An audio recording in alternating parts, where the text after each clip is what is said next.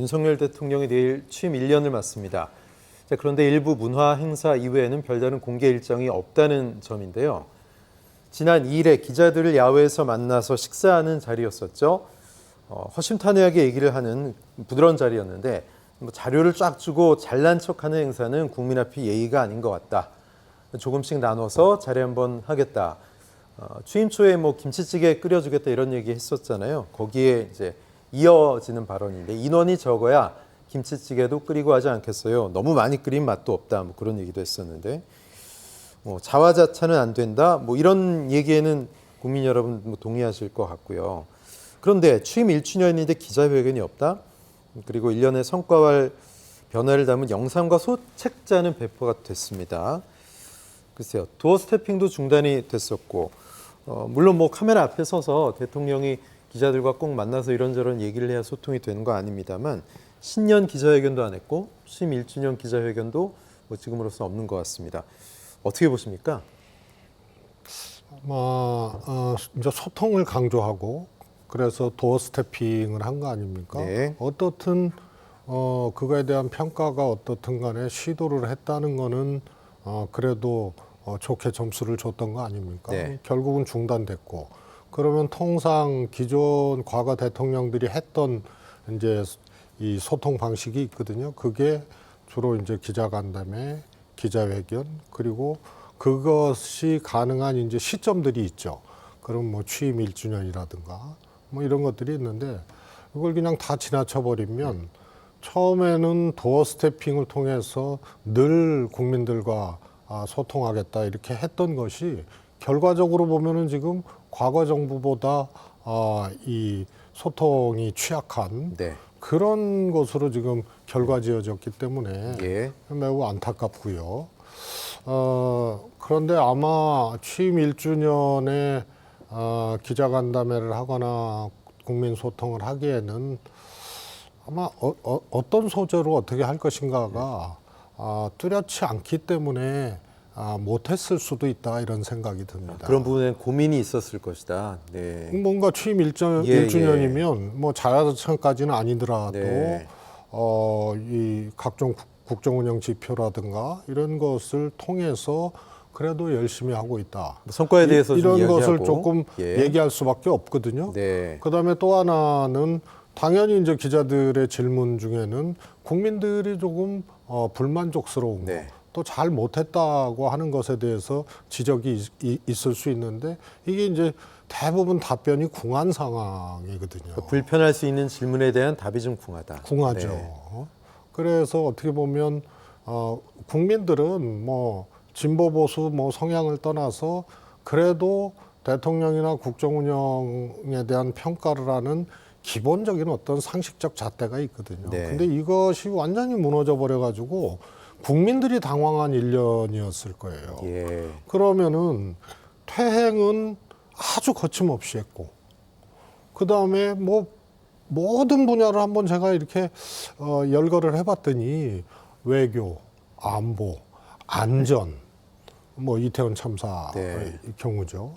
그다음에 노동, 교육 이런 것이 대통령 발로 섣부르게 됐다가 다시 또 이것을 번복하고 혹은 또 시간을 두고 이런 것들이 계속 거듭됐거든요. 그다음에 민생 대책이 기억에 남는 게 하나도 없어요. 그다음에 복지 분야 그렇죠. 공정이 무너졌다고 하죠. 민주주의 퇴행됐다고 하죠. 심지어는 한일 관계라든가 역사에 대한 해석도 그냥 대통령이 해버리고 그러면 이 국정운영 시스템에서 이것을 걸러내고 조정하고 하는 것들이 전혀 없는 상태에서 대통령을 기준으로 역사까지도 재단을 해버리고 그 다음에 이제 정치도 또 퇴행을 네. 해버린 거죠. 지나치게 집권 여당에 개입을 하고 전당대회에서 대표 뽑는 과정 보면 참 기도 안 막힐 노릇이죠. 그래서 퇴행은 거침없이 했고 총체적으로 난국이다. 이렇게 본다면 굉장히 무능한데. 근데 거침이 없거든요. 네. 무능한데 속도전을 하고 거침이 없으니 이건 오만한 거죠. 그래서 국민들이 당황한 1년이 아닌가 싶습니다. 예, 윤석열 정부 1년. 각 분야별 성과 변화에 대해서는 과연 어떤 평가가 가능할지 관련 여론조사가 있는데요.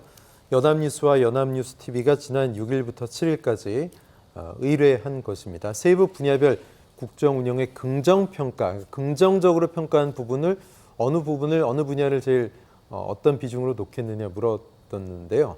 국방 외교가 가장 잘한 부분 39.8, 그다음이 과학기술, 보건복지, 문화, 경제가 32로 가장 낮습니다.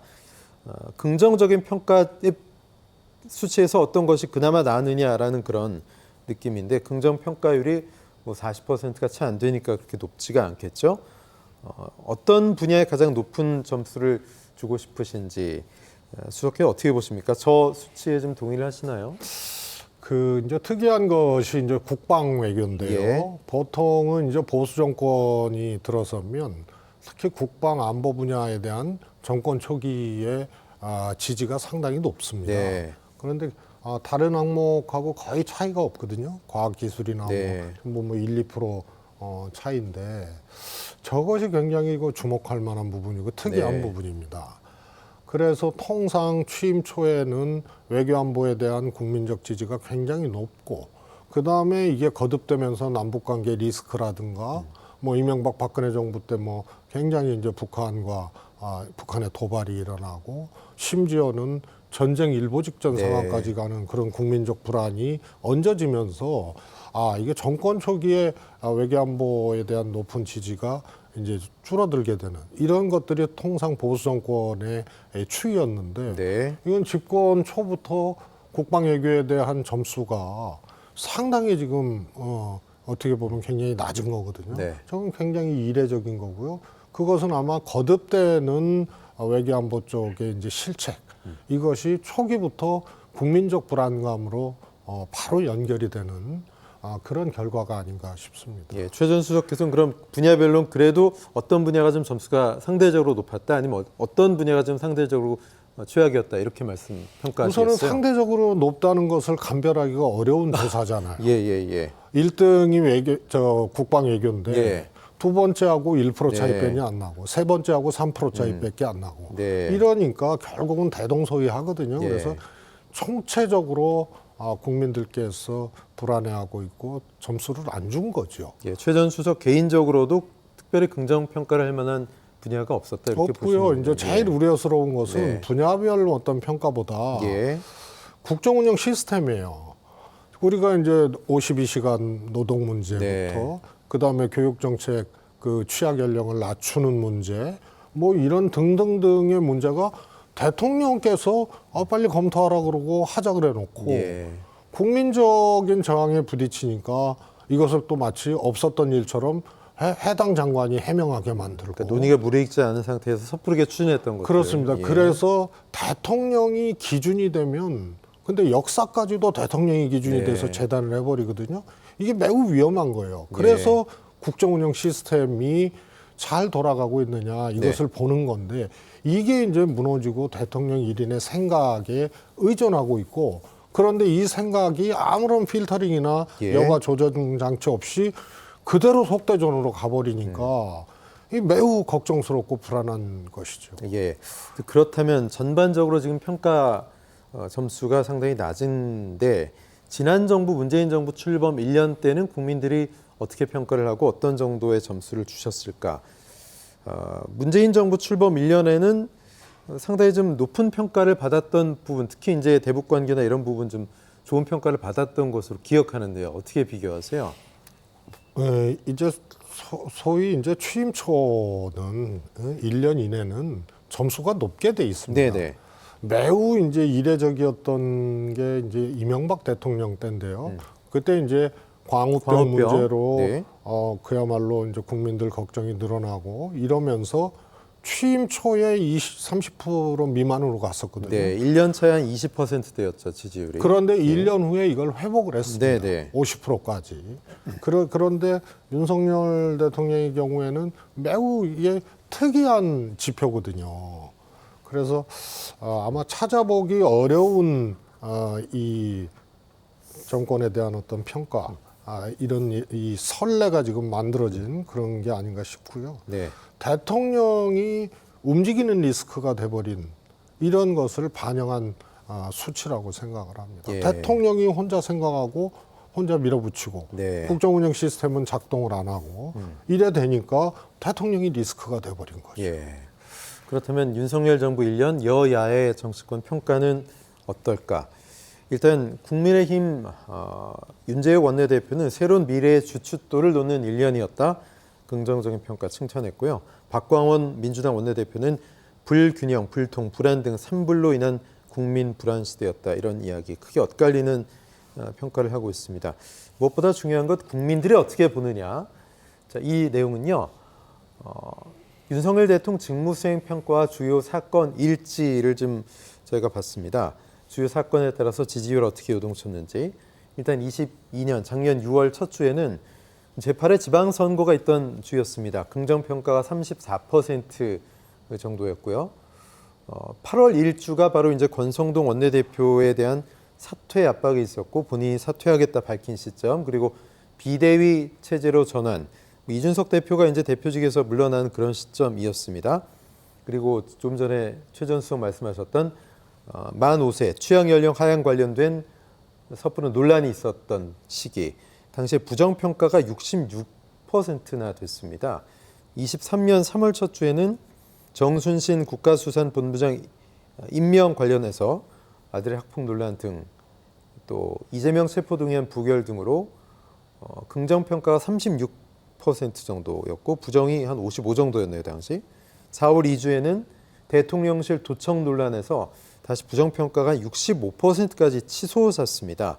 미 정부기관이 대통령실을 도청했다, 이런 이야기들이 미국 언론 통해서 흘러나왔던 그런 내용들인데, 자, 이런 일련의 일각의 어떤 사건들을 보면 윤 대통령이 어떨 때 좀 지지를 상대적으로 더 받고 국민들이 어떨 때 좀 분노하시는지, 대통령이 이런 수치를 보면서 뭘 좀 고민해야 될 거라고 개인적으로 보십니까?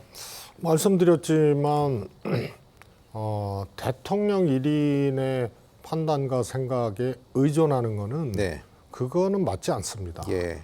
대통령도 생각이 있겠죠. 그러나 그런 것에 대해서 점검하고 필터링하고 특히 특정 정책에 대해서는 그 정책의 깊이라는 게 있거든요. 네. 국민적 수용성이라든가 정책 전개 과정에서의 이제 저항 요인 또 수용 요인 이런 것들을 잘 점검을 하고 내놓는 거거든요. 네. 그래도 오류가 생기고 또 국민적 수용력이 이제 떨어지는 경우들이 빈번한데 전혀 그런 정책 전략적 고려 없이 국정운영 시스템이 작동을 안 하고 대통령한테 아무 말도 못 하고 예. 이러니까 어설픈 대통령의 생각과 판단이 기준이 되어버린 이게 네. 가장 큰 리스크라고 봅니다. 예. 이 점을 주목해서 본다면 진정한 국정운영 시스템을 대통령 스스로가 빨리 구축을 하고 네. 그래야 이런 리스크 요인들을 줄일 수가 있다.